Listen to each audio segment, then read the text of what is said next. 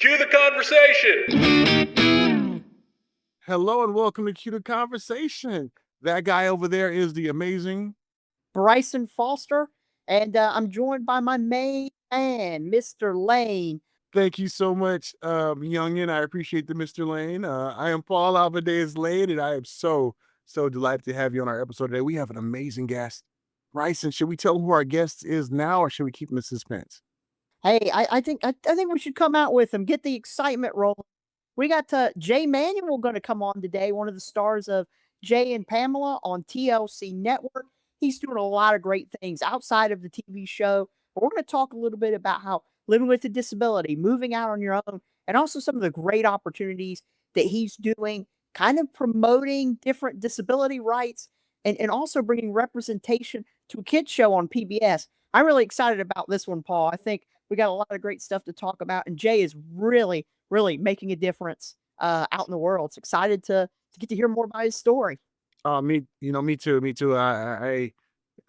My wife loves the show, Jay and Pamela, and it was interesting, like how I even found out about him. She was watching one day. She said, "Come here, come here, come here." She recorded on DVR. She said, "Look, they have quantum chairs like you," and I was like, "Wow!" So since then, I've been a fan as well. Not only because they have quantum chairs like us, but the fact that he's a producer. And I got some old skills back in the days when I used to have the 808, the Yamaha DX7, all the old stuff when I used to do music. So I'm really excited to hear about his story and his journey. And Bryson, we are really gonna have a good old time. But before Bryson and I chop it up a little bit and bring on our very special guest, Bryson, did you enjoy your break you had? Yes, sir. Yeah, I have definitely enjoyed the little bit of summer break that's come with finishing up school. So it's been nice. But now I'm working with the Sports Chaplains Organization, so doing a little bit of that. And also over the weekend, Paul, I turned a quarter of a century. I'm starting to get close to you on the age thing, but 25. So been very blessed to have 25 years on Earth and excited for a lot more. Yeah, I'm gonna start calling you sir now. You better. You better. I will. I'll respect you. And so what'd you do over the fourth weekend? Did you go out of town, have a good time? What'd you do? Yeah, the 4th is always great, around here. I think it's almost like you don't even have to go out to a fireworks show anymore. You can just stay in your neighborhood and see all the beautiful colors light up the sky. So, stayed around, ate some hot dogs, ate some good food, watched some fireworks. So, it was a good 4th. What about you, Paul? What did you get up to, during the 4th weekend? Well, what I did, I got out of Dodge because where I live in California, I live in one of the few places where fireworks is legal. So it's like Cape Canaveral at my house. So what we did, we stayed at a hotel about 10 miles from us. And because my mom, she's 91, she just started living with us about 4 years ago. My dad passed away back in 2021. And my mom has a 6-year-old Siberian Husky, a 91-year-old woman with a 6-year-old Siberian Husky who was wild. His name is Creek. If you go to my social media, you'll see me and Creek playing sometime. But and this dog is terrified of fireworks. So me and the 4th of July, we ain't that cool because it it it is just so loud over here. We go out of town and we just get out of Dodge. But it's always good to have time where you can rest up, spend some time with your family, and watch some baseball. The hat that I have on, Bryson, it's the best team in Major League Baseball, the Los Angeles Dodgers. I'm rocking the black hat. So it's always good to watch some baseball during that time. But yeah, I'm glad you had a good time, and welcome officially to the Sir Club, Bryson. I appreciate it, Paul. Glad you had a good one, got some rest, and yeah, I would definitely take this honor of the Sir Club. I'm not taking it lightly. I'm not taking it lightly. There you go. There you go. Hey, and before we go to our break, Bryson, you and I had a little chuckle, uh, laughing, before we started doing the show, and we're talking about the Kendrick Lamar and Drake debate, and to show you how old I am, you let me know that beef is over now. I had no idea. I thought it was still going, but is it officially over now, Bryson? I think so. I think so. I'm not super up to date on what's going on in the pop culture world, but I know around the Super Bowl and the halftime show, that song's already a diss track toward Drake. But man, the Super Bowl really made it blow up. And I haven't heard a lot from Drake recently. Maybe he's trying to let it blow over. Time heals all wounds, I guess you could say. But yeah, I guess then it's over. But man, what a feud that was. And man, what songs came out of that? I think that's kind of the crazy part and the great part about music. Sometimes you have these beefs, man, they're entertaining to watch, but also you get some really good music. You get people at the top of their games. But Paul, whose side were you on in that feud? I gotta know. Kendrick, Drake, who you side with? Well, I was born in Compton. I'm a West Coast kid, so I had to roll with Kendrick on that one. And Drake, I'm still kind of sour with Drake because when he was younger, he played a kid in a wheelchair and he wasn't in a wheelchair. So I still got beef about that when he was on the Degrassi Street. So Fair, fair. I gotta, I gotta get over that because Bryson, there's a lot of good wheelchair actors who are actually wheelchair people who could have played that part, but that's another show that we're definitely going to talk about. But I may bring this up to our special guest, Jay Manuel, the mini producer, because he's into music. I may ask him what is his favorite diss track of all time. See, being a little older, I remember back in the days, it was a rap group called UTFO. They had a song called Roxanne, Roxanne. So Roxanne made a song to come back at them. And then one of the famous songs when I was in high school was LL Cool J and Kool Moe Dee. They had a beef. LL Cool J song was called Jack the Rapper, and then Kool Moe Dee song was called Let's Go. But then the diss tracks of all diss tracks was Tupac. I hit him up. I mean, that was just like the diss track of all time. And then I guess I'll put No Vaseline. Ice Cube when he dissed NWA was in there too. I'm just glad that Kendrick and Drake are keeping it, you know, lighthearted, not escalating to the next level like what happened back when Pac and Biggie were alive. So I'm just glad of that. That it's all in fun and everybody's doing their thing. So And Paul, you know what? A different genre, but one of my favorite diss tracks is Sweet Home Alabama. I bet you didn't know that was a diss track, but Leonard Skinner was calling out Neil Young actually for some statements that he made about the South, and they were going at it. And if you listen to the first chorus, they call out Neil Young in that. A lot of people miss that, but Sweet Home wow. Alabama is a diss track. It's one of my favorites. A little trivia there for some people out there who might be in some trivia competitions. I got you.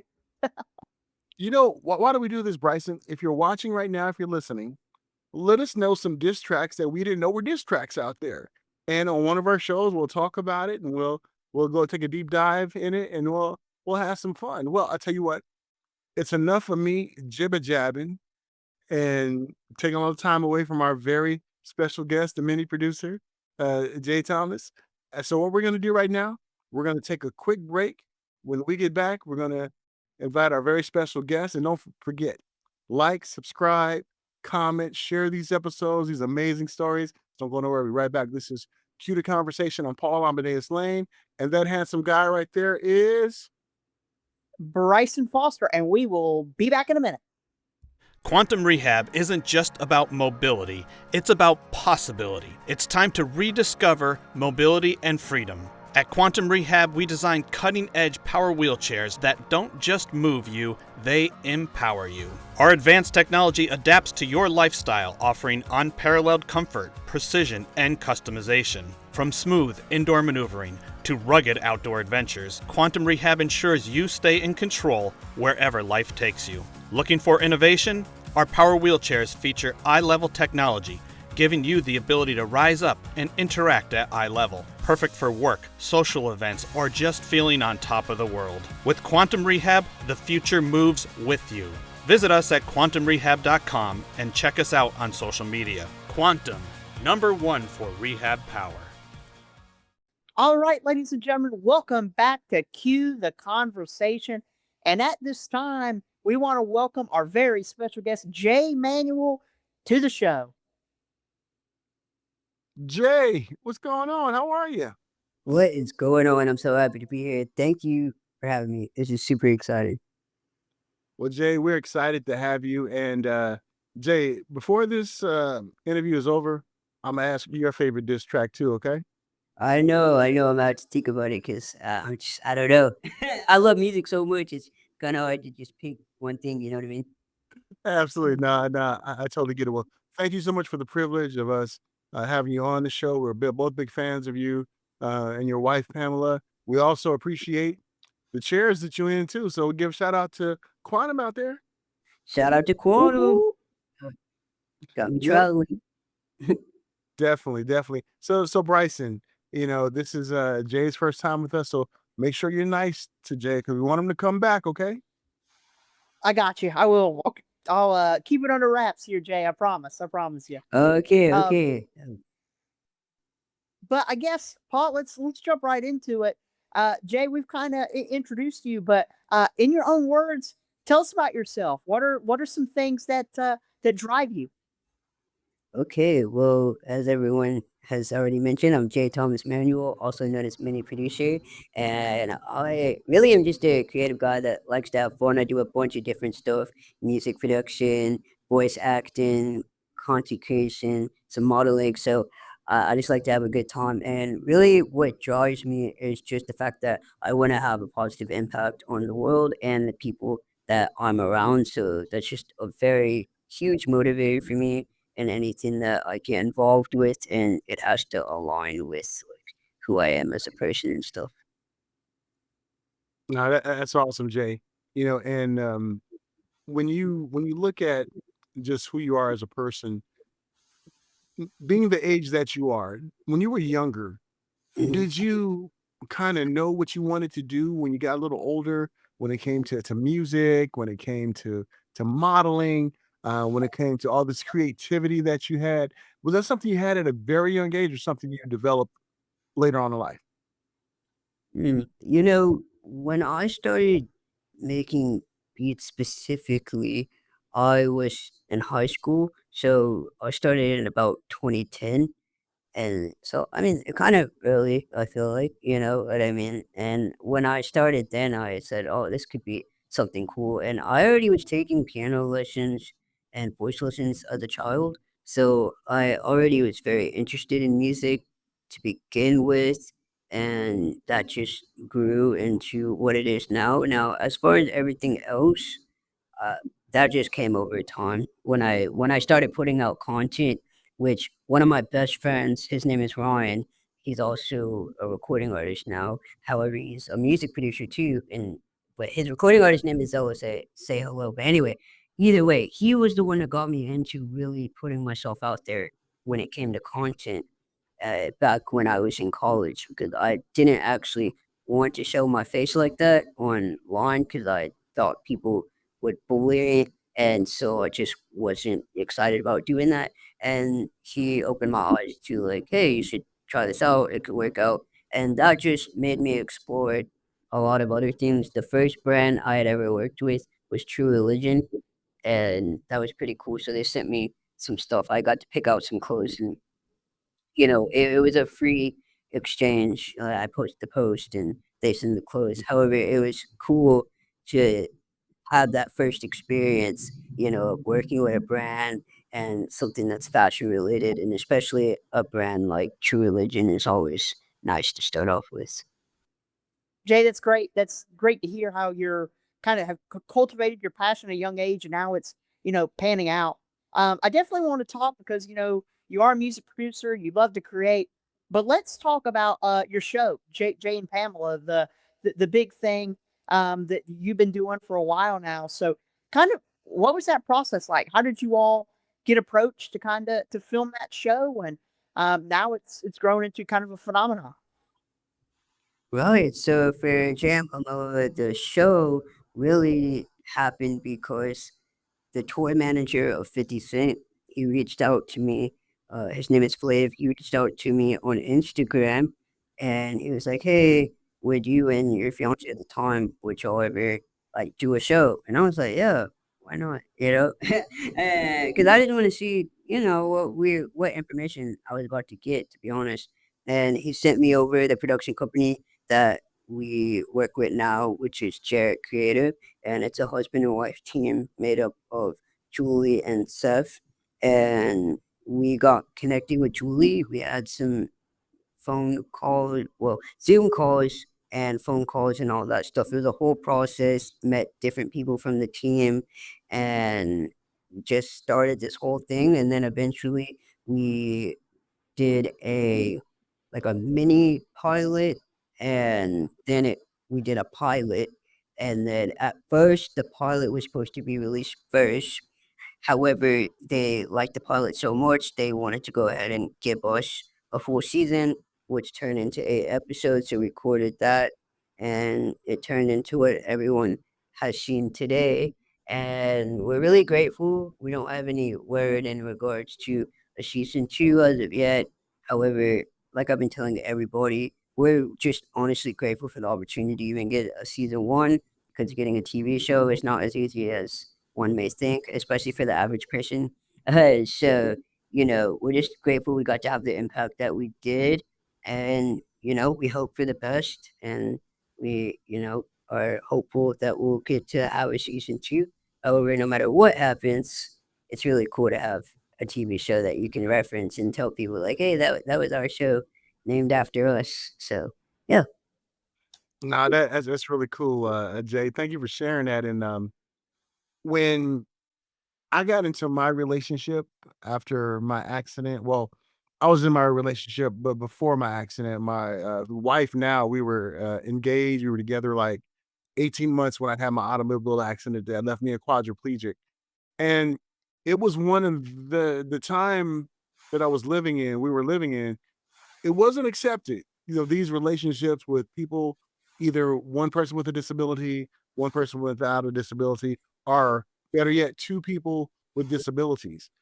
But now we're starting to see the shift where it's becoming the norm.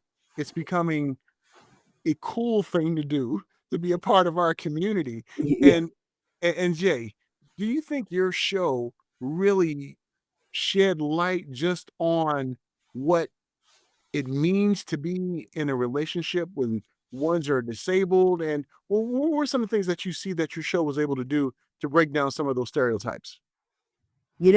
As I tell everyone, it's like if you meet one disabled person, you've only met one. So really, for us, the show was just to share our experience. It wasn't necessarily meant to be a reflection of every single disabled person's experience or how it's going to be navigating, disability and things like that. Because there's just so many factors that go into our journey. There's a lot of privilege and what I've at least experienced growing up, especially with my upbringing. My parents did well, growing up, and so I had a lot of different kind of access. So there's just so many things that happen in the show that we talk about that are just very important to note, because although yes, I do feel like we were able to represent very well for many people that were disabled. They were able to connect with us and they felt seen and heard and all those things.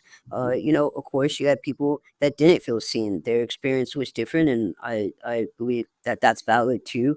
I feel like if someone was able to take something away from it or not take anything away, like those experiences are fine. Like that's fine. That's what you go through. So for us, one thing I will say that was nice to highlight was talking about our specific condition that we have, which is osteogenesis imperfecta type 3, which is a rare brittle bone disorder. And that was really awesome because we are the first, from what I know, at least on the TLC network, to be have your own show. Now, there was a series that highlighted various people with uh, different disabilities, and two of those people did have OI. However, it was like a segment. You know how they have those shows and it's several different people's stories kind of thing. However, from what I know, we are the first that it was our show, solely focused on us and had OI kind of thing. So of course, they displayed people that have had OI on the TLC network, just not in this way where that was the main focus. Also, what I think was great is bringing attention to being in a power wheelchair, because a lot of times when you see people just in general in media, a lot of times the representation is manual wheelchairs, which nothing wrong with a manual wheelchair. Gotta show love to my manual wheelchair users or ambulatory wheelchair users. However, you don't really get a lot of love for the power wheelchair user experience, which, can be a lot harder because if you have a 300 something pound chair or more, that's not easy to travel with when planes or putting in a vehicle. You have to get a specialized vehicle that can hold your chair and all these things. There's just a lot of things that you have to think about in comparison to have a manual wheelchair typically. Uh, and so, for us, it was great to highlight that experience, especially even when talking about transportation cost. A lot of people, when I tell them that it cost, over $100 something just to go 3 miles away from my home, they look at me like I have two like eyes on top of my forehead. And so these are real experiences though that a lot of us that have disabilities, especially physical disabilities that have us be wheelchair users, that we experience transportation issues one way or another if you're relying on private transportation companies and you're not using public transportation like buses or things like that. So those are really great topics to talk about and highlight on reality television, especially in that space, and also on national television to see those topics talked about in media like blog sites and bigger platforms in regards to publication. It's great to see how disability is talked about and also with reputable links talking about our disabilities.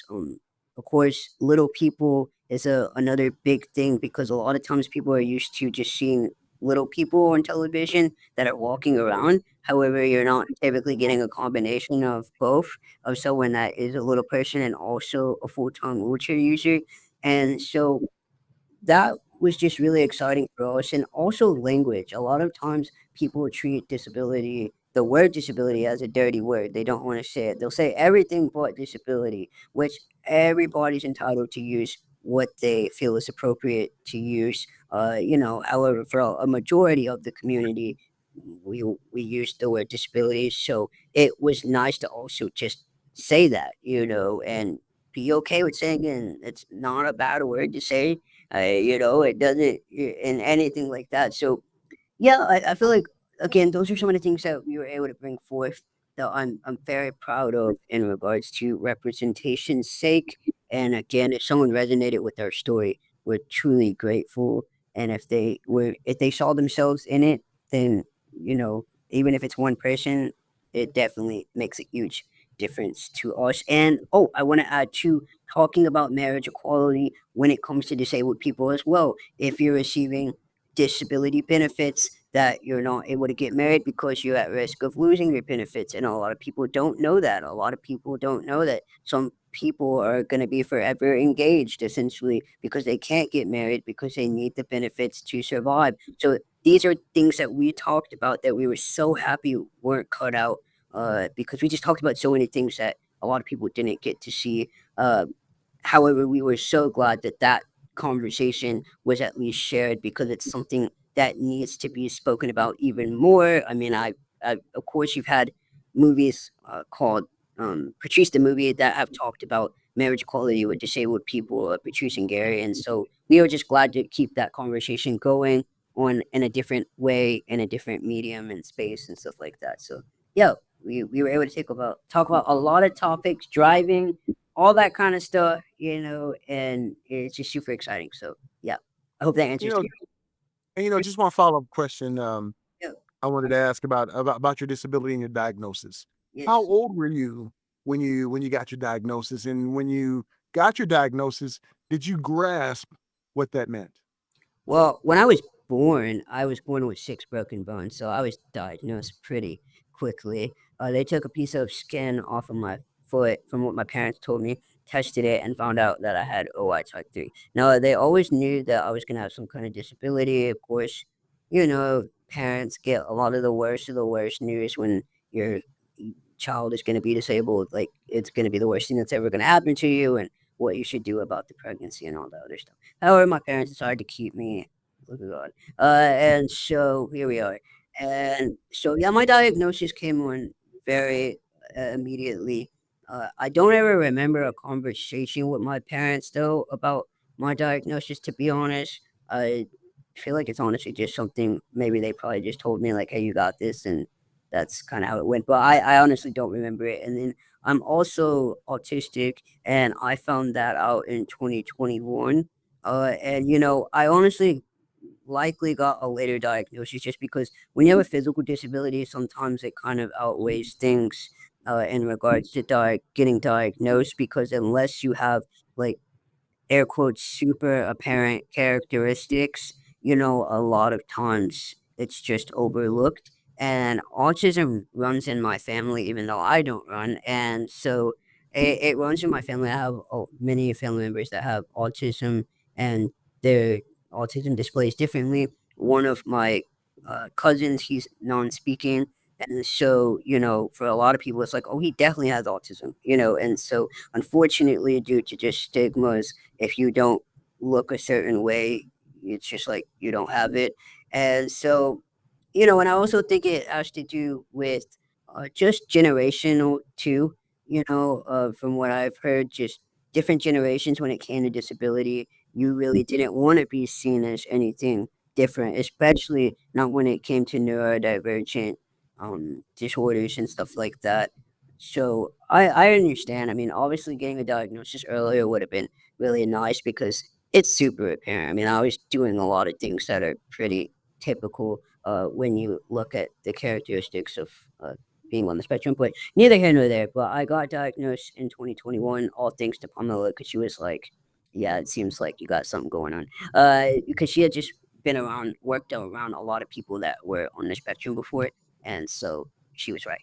And so, yeah, I also am hard of hearing, so I have hearing aids that I should use more often. But I've had those for several years as well. So, uh, being hard of hearing is a part of OI or osteogenesis imperfecta, and that's just a common symptom is hearing loss. So I have mild hearing loss currently and things like that. So yeah, all of my disabilities that I do have honestly shaped me, I feel like, into the person that I am today. So, you know, I don't know if I would change it, which I know sounds kind of weird because I just don't know anything else. Like I don't really know what that experience would look like. I mean, I could guess what life may look like. At the end of the day, though, I wouldn't be able to make so many connections that I've made through being disabled. So I couldn't see myself wanting to change it, to be honest. Even if I had like the opportunity to, things would be so much different. Now I'm with you on that, Jay. I feel the same way. And sir, how do you feel about that? Yeah, I mean, I feel the same way. I resonate with that a lot.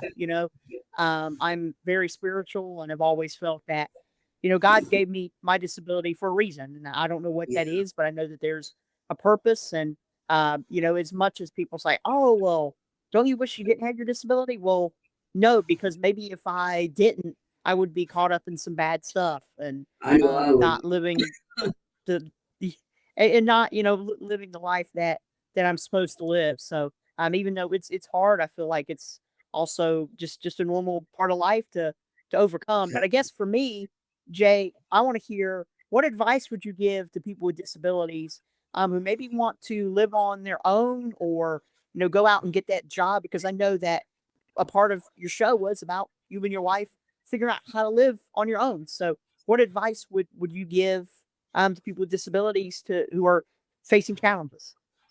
So one of my mentors and friend, who he actually passed away several years ago, his name was Simon, and he also had the same physical disability that Pamela and I have, and he actually really encouraged me to live independently. And I'll never forget that because it pushed me in a direction that I would have gotten there at some point in time. However, he just really motivated me to fully look at life and just be independent and do my thing. And so, one, I would say don't compare yourself to anyone else because, as they say, comparison is the thief of joy. And so, everybody's experience is going to be different. And truth be told, not everybody will be able to live independently depending on their disabilities, and that doesn't make you any less. It doesn't make you any less of a person or an independent, because independence looks different for everybody and success looks different for everyone. So definitely don't compare yourself or feel like you're behind if you're not meeting certain milestones, because that's just where you're at and that's okay. Now, if you are someone that is in the position to be able to move on your own, definitely don't settle. That's one thing that Pamela and I really, for us not being on disability benefits, and I want to specify that too, because there's so many factors that go into this. If you're on like disability benefits, your housing situation can look different. Like at one point, Camilla was on disability benefits when we first got together. She lived in government assistant housing, so that housing was different, and don't feel ashamed if that is where you have to live. You got a place to live. I like that place. Now, and it taught me a lot. I met the people, they loved me, they always wanted me to come back. And when I was going to Kansas City and visiting her, they're like, "Please come back," because I was probably the most like hype person they'd had in a while, and that so joyful, which is great because I just was so happy to be there. I didn't care that things, even for the privilege like that I've had, never being around government assistant housing or anything like that. However, like your home is your home, right? And really take pride in the space that you have, because some people will try to make you feel bad for receiving benefits or living in government assistant housing. However, for me, I would be grateful I have somewhere to be. No matter what that circumstance looks like, and I know it may not be the easiest thing, but I would rather have somewhere to be than not, and really making your own. Because, like for Pamela, she made her space her own with little to no money, and I always thought that was awesome because you see people that have so much more access to money and their spaces look terrible, or there's nothing going on with their, and terrible subjective, but like they're not doing much with their space and they have the ability to. So be proud of what you can create with what you have. Um, and also having a support system is important if you do have it, but if you don't, creating one is just as important because not everybody has a support system that they can lean on going into things. However, the hope is that you can create it along the way, whether it's online communities or whatever that looks like for you. And as far as looking into different places, of course, budget wise, whatever that looks like, and again, going back to saying it depends on where you're at. Like if you're on disability benefits, of course it's going to change where you're going to live and what you have access to. So just keep that in mind, which I'm sure most people already do keep that in mind. So it just kind of goes without saying. And if you are not on disability benefits though, and you have a little more wiggle room to with money wise, then again going back to not settling, look asking questions, asking for what accommodations can be made, what are your rights, knowing your rights too. Just because for us, thankfully, we live in a place that we really enjoy, and they've been very accommodating. The staff is very kind, and again, even prior to them knowing that we were having a television show, they were still kind, which is really great because I know some people could say, "Well, you guys are on TV. Of course, they're going to be nice to you." And you know, it could help, of course. However, even prior, they were already kind and already were really helpful. So that was great, And so making sure that people respect you, and that's important because if you're going to be living there, you deserve to be respected and you deserve to be in an environment that you feel that will work for your circumstance. And also, because I get long-winded with it, but I'm just very passionate about this kind of stuff. Like, also, just because you're starting somewhere doesn't mean that's where you're gonna stay at, right? So even for where Pamela was at, she was living in government assistant housing, and she thought I'm gonna be there forever, and she wasn't. She didn't end up being there forever. Her circumstances change, and even if they don't change, you still should be proud of yourself because being able to live independently, especially when it comes to having a disability, depending on the severity and stuff like that, is a huge accomplishment. And even if you don't get there, you're still successful, you still have value, and it doesn't take anything away from you if you aren't able to live independently. It's just another check off the box if you make it, and if you don't, hey, that's what happens. So that would just be my advice. Really do your research, and you'll get there. Um, like the hope is that you'll get there and have that support system to kind of guide you through. But there are places it just takes a lot of time. It took us, man. I had so many lists of places that, and a lot of them didn't work, and the one that we found ended up working. So it will take some time. It can take some time depending on resources, access, and a bunch of other factors. Awesome. Thank you for sharing that. I'm so happy for you and Pamela to to have your spot and everything. And I bet it's sharp too. So you gotta give us a virtual tour one day, all right? Hey, listen, we're living. We finally got two bathrooms, which has been a real big dream of mine. To have a second bathroom. There's nothing like having a second bathroom at all. So we're Joey. grateful. That was one of my great moments, honestly. Now, how many closets you have and how many Oh, closets belong to you? okay, so you know what's funny? So the main closet in our main bedroom is hers, and I have this where I'm at right now. There's a closet that's back here. My finger. Where am I trying to point? Okay, I don't know how to point apparently, but there's a closet that's over here, and that's mine. So she has the bigger. I feel like it is bigger. She has the bigger closet, which I'm fine with. I don't need too much, you know what I mean? So she's definitely made it her own. Also, that bathroom, the main bathroom is her bathroom. I go in there, I do use it, but it's essentially her bathroom. So, but it's great.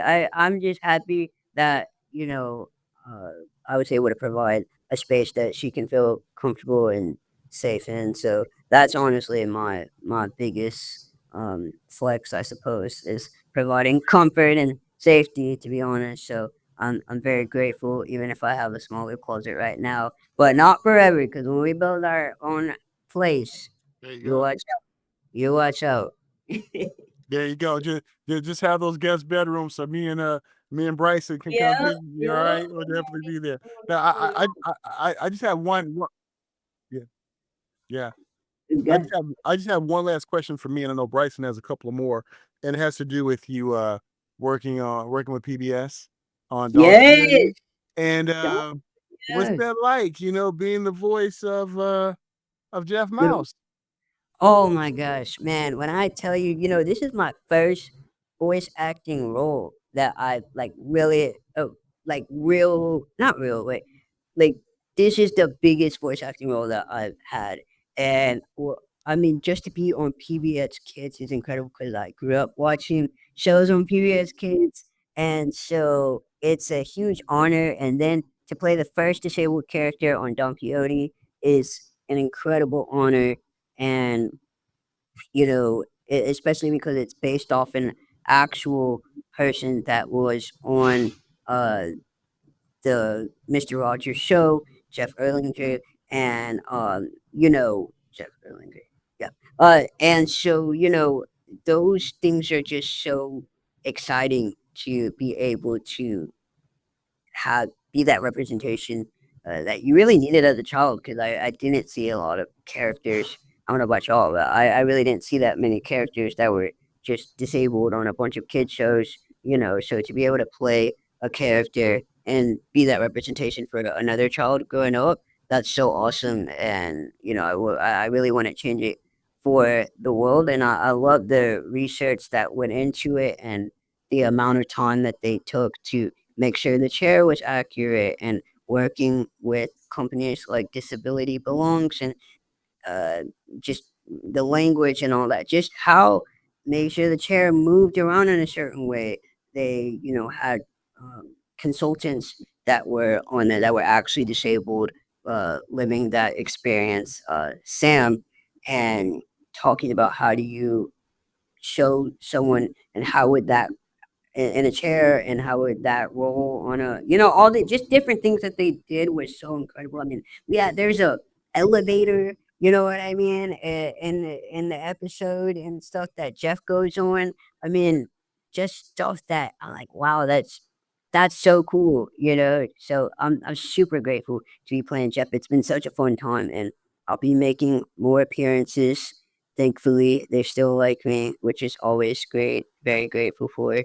And again, being a voice actor, it's just so fun, and doing it for a children's show just opens up that just childlike excitement, that sometimes you seem to lose once you become an adult. And so I'm very grateful for the opportunity to play Jeff Mouse. He's an awesome character, and he's a lot of fun, and he's more than just his disability. And I think that that's really great how they highlight his character. Yeah, Jay, I will say, when I was looking at the show and doing some research on you, my mom came in and was like, "Oh, what are you doing?" And I pulled up that video and I said, "Look at this character." And you actually made my mom cry a little bit, to see kind of this character and see this representation. So it was really kind of a cool family moment. So I'm really glad that you're able to do that, but also, you're breaking the boundaries there. But you also kind of rode during New York Fashion Week. So tell me a little bit about that. What was that like? And again, another barrier that you kind of pushed back against. Yes, and tell your mom thank you so much. And when I meet her one of these days, I'm gonna give her a hug because I truly appreciate the support, and I'm glad that I can, create that kind of impact, which is very important to me. And to go to your question of the New York Fashion Week experience, so I was in New York Fashion Week back in 2023. I was in the Runway of Dreams fashion show, which is a company that really has models with disabilities uh, displayed in their fashion show and stuff like that. And I actually got found through that because of Gamut Management, which Gamut is um, they are a management company that manages people with disabilities. And so yeah, it's a whole thing, which is really cool. I had never heard of it, but there's other companies there too that manage people with disabilities that are models and stuff like that. So anyway, being in New York Fashion Week was awesome. I wore Kohl's, which I had actually never gotten anything from Kohl's before, from my knowledge. So it was actually very interesting to wear something from them because I just didn't know what to expect. However, I still wear that shirt from time to time, and some of the clothes that they gave me, I still wear because they're accessible. And so, yeah, I was pretty happy about that. And in general, I really enjoy fashion. I actually am looking to more so be in high-end fashion, like really just the high-end fashion shows that you see the really well-versed and experienced models be in. So that is my goal, and I also would like to be on a cover of GQ magazine, and so manifesting that for sure.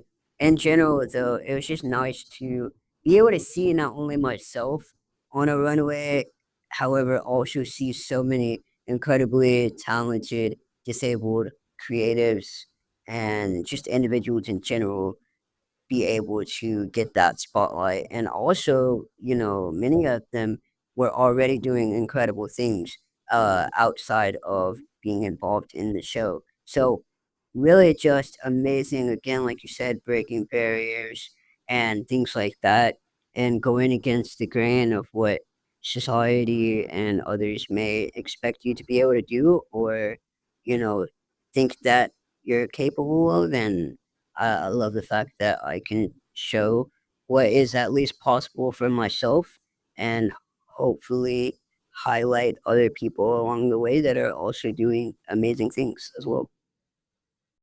That's incredible. That's really incredible. And I know, man, when I was researching, just just so impressed with you and all that you're doing, and you Thank and your wife are just, you know, Paul and I have talked about the word inspiration, but truly, you inspire both of us, and kind of you. staying on that. You know, you got it. You got it. And also, you're a proud quantum user. I mean, you're breaking all these barriers while riding in a quantum whip. So, what makes your chair so special, and what do you feel sets them apart? Okay, so I recently became a quantum user due to my wife, and quantum got saved by the fact that I did not like the upgrade of how my original chair looked like. It's favoritism, but I don't like this matte finisher, whatever it was. So I can't do it. So I look I looked at hers and I went to quantum. So, however, I thought it was so cool that I got a cup holder. I know it's sometimes the most basic stuff, but I got a cup holder and it's so helpful. And I can charge my chair. Well, not charge my chair. I can charge my phone through my chair.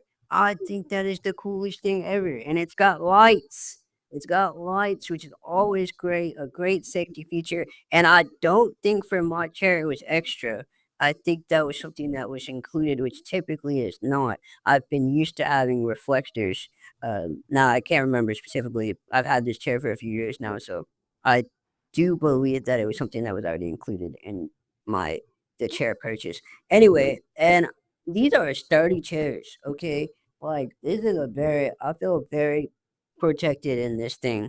I'm not going anywhere. Um, and again, chairs are really your lifeline all the time. So you want to trust that you'll be in something that you can feel confident in. And I just like how they look, honestly. I like the look of them. I like the sleekness. I'm really more into sleek type of looks. That's honestly what motivated me. Even when I'm looking at my chair now, like it's blue, and I love it. I love a good, sleek, classy type of look when it comes to a power chair. And I mean, if you're gonna have to have all this money be spent on a chair, whether it's insurance or out of pocket or whatever, you might as well get something that you like. And so, yeah, I'm grateful with the upgrades. I was very specific about things that I wanted, and I'm hoping that they add. I'd love for more Bluetooth features. To be honest, I think like something I'd like to see is more Bluetooth capabilities, where it can connect with like my phone and stuff like that. I think honestly that'd be something to see. So Quantum, if you're listening to me, please write that down because that would just be so cool to have some of those more high tech capabilities. I like tech, so I'm just kind of a nerd when it comes to that in a good way. And so those are just some things that I personally want to see. And yeah, I love the independence that this has given me. I mean, I've always had a power chair since I was 5, and so I've had different chairs, different companies, different models and makes and stuff like that. And it took me some time to get used to this. I'm not gonna lie to you, just because once you've had something for so long and you're switching over to a new type of chair and make, you're like a little bit hard headed. However, I have actually really enjoyed my Quantum. I like how it looks. I like how it drives, and all those things. And I look forward to seeing what those upgrades are going to be and what things will look like in the future. And yeah, I'm here. I'm available. I love that. I I kind of feel the same way. Uh, B Frost, B Frost feels the same way too. And you know, what do you think if we had in our chairs the capability for it to weigh ourselves? What do you think about You that? know, honestly, that is such a niche want. However, I understand that because I can't tell you the only time I get weighed is when I'm in the hospital, which is actually really sad. However, the only time that I'm able to get weighed is in the hospital. I'm not. I when I go to doctors, I'm not able to get weighed because they don't have the capabilities to weigh me. And so, yeah, and not just to like weigh myself all the time. It just would be nice if I wanted to, if I needed to know when I go to a doctor's appointment, thankfully, I mean, I've been the same weight for years. I'm just saying, though, it would be nice if you had that functionality because, yeah, like that's such a niche thing. However, I do feel that would be really cool and that could go into the Bluetooth. I feel like there's a way. There's a way. There is We're a gonna, way. yeah, I know, Bryson, you were like that too, would you? No, I definitely would. Definitely would. I have to keep, my chair weight handy on me when I go to the hospital. And thankfully, I just had, checkups at Duke Hospital not too long ago, and I was able to wheel up. They have this like weigh scale, and then they just calculate what my chair weight minus it. But it would be so much What? just to know, like, all That's right, so here's who's this person. wow. I'm sorry. That's so cool. That's awesome that you were able to do that. Yeah, and the only thing about that, like Bryson said, is they have to find out how much your chair weigh, so they have to get you out your chair first, find out how much it is, and like that. And for someone like myself, I'm 6'6", and I'm about 3 and some change now, but I'm working on that with the help of this right here. Let me show y'all what was helping me out. This thing right Hold here, on. this thing right here is helping me out. So I'm getting my Get it? shot, getting my shot, Let's so go. I can lose some weight. So hopefully I'll Hey, come do down a your little bit thing, more. man. You gonna be out here. Yes, yes, I'm a big guy, but Jay, it's been amazing talking with you. Please give your wife Pamela a hug for us. We would love to even chat with her one day, and Yeah, I'm Pamela, she would love to. Yeah. that'd be awesome. And I don't want to let you go without asking your favorite diss track. You had time. Listen, I know you're gonna be so disappointed. I don't know, man. First of all, I'm thinking, of course, like there's just so many out there. It's so hard. It's really a choice thing, just because I love music, and so it's very difficult. Actually, you know what? I want to know. I'm flipping it back on you. What are y'all's favorites? Because maybe I need to start. I need to listen to some more, and then I can give a really quality answer. Because I mean, I know there's Tupac's, that like hit it aggressive, arguably someone could say the best, as far as diss tracks go. What do you think? Because I mean, you got hit 'em up, which excellent, excellent. So what do you feel is the best diss track? Okay, so if I was pressed to say the number one diss track, I would probably have to go with Um, I see what you mean now, Jay. It's It's hard to hard. it's hard, yeah. Yeah, but if I was pressed for it, I would probably have to say hit him up. You know, Right, that'll probably be right, mine. right. What about you? If I had to say, I don't know if this is a diss track, but it feels like it is to the people that weren't able to kill him. But Mini Man by 50 Cent, I think has to be Oh, one of yeah. my favorites. When the Bengals were at the NFL season, we're playing like our rivals. Man, I'm putting that song on, I'm jamming to it. Mini Man want to Yeah. take us down, but they can't. I love it. I love it. That's what I love about music too. You know what I mean? Like when you think about music, how it connects people, I think it's so cool and Yeah. that's awesome.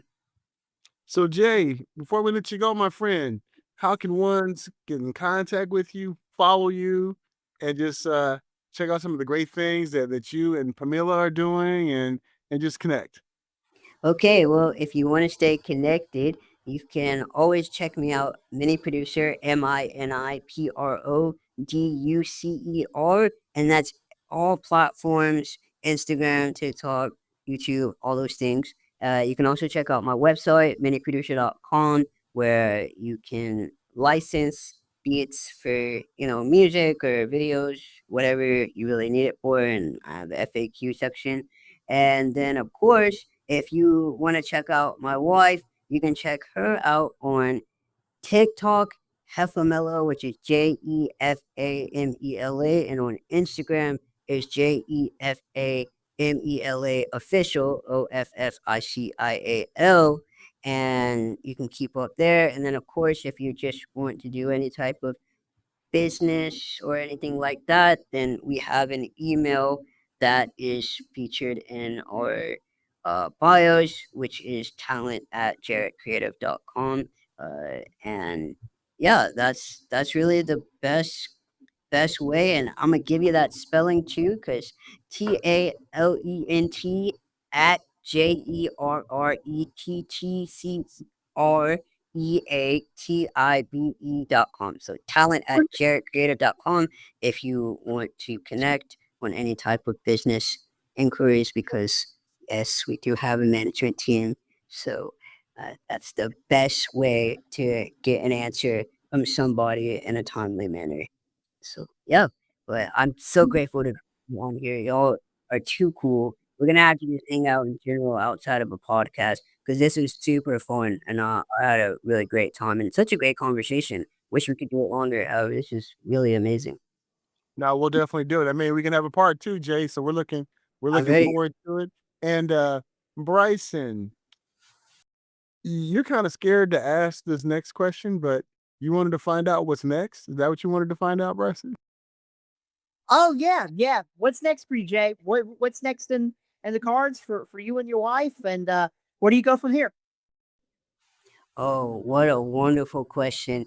I always tell people, as long as it aligns and it's nothing that goes against my morals, my values, I'm really open to what that looks like. I really just want to impact the world in a positive way. And the way that my life is gone, I've already been involved in things I wouldn't have expected, to be quite honest. So I just learned to lean into my gifts and talents that I've been given, and see where that takes me. And I'm very, very grateful. I'd love to really help, honestly, more disabled people specifically that are entrepreneurs and looking to get into different creative spaces or building businesses, and talking about how I navigated that and helping them be connected with resources and things like that I have access to. So that's actually a larger goal of mine, just because being disabled and navigating life in general can be sometimes tough.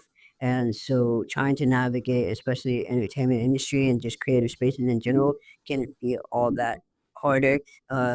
So can be all that much harder. So I'd really love to open those doors sooner than later to help out some creatives and show them, what I did and how I got from point A to point B and things like that. So, and connecting them just again with resources that I have to help them build wherever they want to. And yeah, just be on the lookout, looking to do some modeling and just have more fun, honestly, and living life and having fun is the biggest thing. And get into live abundantly, financially, emotionally, spiritually, all that, mentally, everything.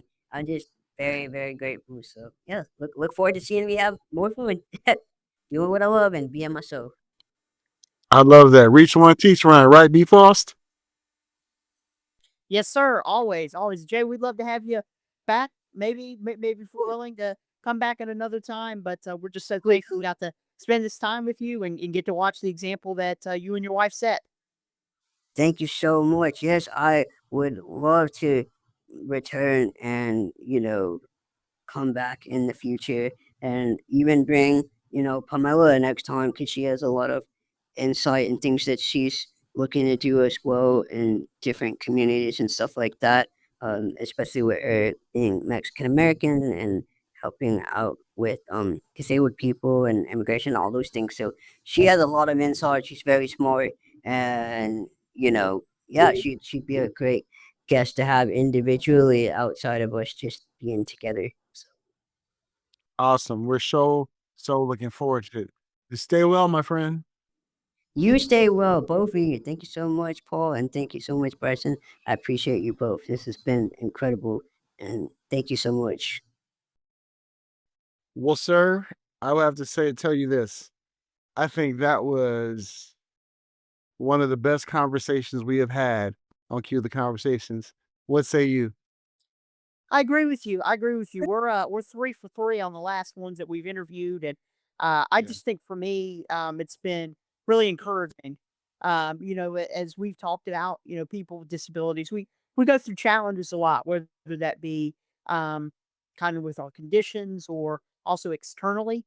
So it's really encouraging to see other people out there living their life and going after their passions and really setting an example that shows that anything is possible. And so for me, I think Jay is just another person that I look up to, just like yourself, Paul. I look up to you a lot. And so I'm excited to see what's next for him. And man, I think the word for the day is probably game changer, and that's definitely what he is. Yeah, he definitely is, and, I'm looking forward to seeing him in Los Angeles too. He and I may get a chance to hang out and do some things, but, I really, appreciate just how he and Pamela have that authentic representation on television and just in life, and they just good people, you know what I mean? It's like, we have to promote good people because some people out there, they ain't good people, and they getting all this glaze, all this shine, and, we need to elevate the good people, and I'm glad we have a chance to do that here on Cue the Conversation, Bryson, and one thing I forgot to let Jay know, my wife was saying, he wears a bow tie like you. Because Bryson, whenever I do any other a show besides this one, I always rock my bow tie. So I forgot to wear my bow tie today for Jay, but next time I will make sure to wear my bow tie. So he and I can be the bow tie bandits, the bow tie brothers. And Bryson, we got to get you a bow tie for the episode too. You might have to, Paul. I definitely will take that suggestion and wear it with pride. Absolutely. Well, I'll tell you what, we had a great time being with you on this episode. Please make sure you follow our amazing guest, Jay, mini producer, Manuel, doing his thing. He got some chops too with those beats and everything. Make sure you check him out. And don't forget, like, subscribe, share, comment on these episodes. If you enjoy these amazing stories like Jay, please do that. We definitely appreciate all that you do. I'm Paul Amadeus Lane. You can connect with me, paulamadeuslane.com, or on all social media, Paul Amadeus Lane. And that amazing, handsome guy right there, how can they connect with you, Bryson? Connect with me on Instagram, Bryson Foster 259. I hope to have you some there. You can follow along with kind of my life journey and everything that's with it. But I'm Bryson Foster, and I'm really thankful for this great episode and excited for the next one. Stay well, everyone. Cue the conversation.